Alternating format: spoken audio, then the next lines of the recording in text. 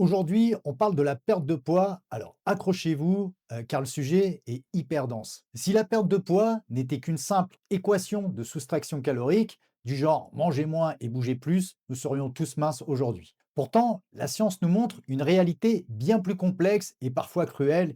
Et oui, nous ne sommes pas tous égaux devant la biologie. Donc, vous vous affamez, vous courez, et pourtant, la balance ne bouge plus. Pire, vous stockez parce que vous traitez votre corps comme une machine inerte, alors qu'il s'agit d'un système biologique dynamique régi par les lois de la survie millénaires. Aujourd'hui, mon but est de vous expliquer les phénomènes de compensation métabolique. Alors accrochez-vous, nous allons parler un peu de biochimie, de l'axe HPA, de lipolyse et d'hormèse. Des mots un peu barbares, mais vous allez voir, ça va bien se passer. Si vous cherchez une solution magique, passez votre chemin.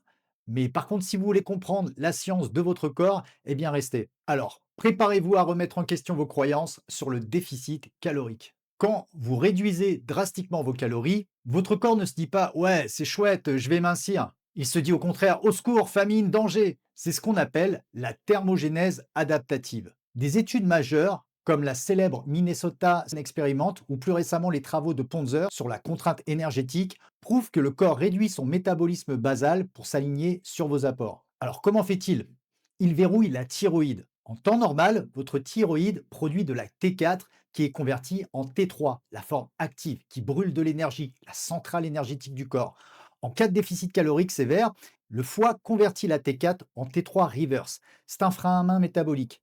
Vous avez froid, vous êtes fatigué, votre digestion ralentit. La T3 est normalement là pour doser l'accélération afin de ne pas serrer le moteur. Simultanément, vos surrénales paniquent. Elles libèrent du cortisol. Le cortisol est lui catabolique. Il dégrade vos muscles, ce qu'on appelle la néoglucogénèse, pour maintenir la glycémie, mais il ordonne à vos cellules adipeuses viscérales, donc les cellules du ventre, de garder le gras pour protéger les organes vitaux. Vous devenez donc ce qu'on appelle skinny fat, donc maigre vu d'extérieur quand vous êtes habillé, mais gras surtout autour de l'abdomen. Allons maintenant un petit peu plus loin dans la biochimie. Vous comptez sur votre hormone de croissance, la GH, pour la lipolyse, brûler les graisses. En théorie, la GH est votre meilleur allié.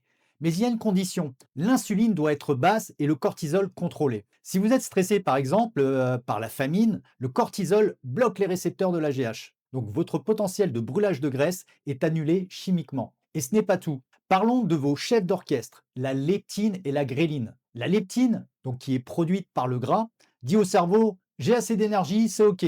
La gréline, elle, produite par l'estomac, crie j'ai faim. Alors quand vous perdez du poids trop vite, la leptine s'effondre. Votre cerveau entre en mode panique neuro-hormonale et il augmente la gréline de façon violente. Ce n'est pas un manque de volonté si vous craquez, c'est une réponse neurobiologique de survie. Parlons maintenant microbiote, l'extracteur de calories. Alors je vais vous expliquer le concept. Deux personnes mangent la même pomme mais n'absorbent pas le même nombre de calories. Alors comment ça se fait? Eh bien tout dépend du ratio Firmicutes-Bacteroidetes dans l'intestin.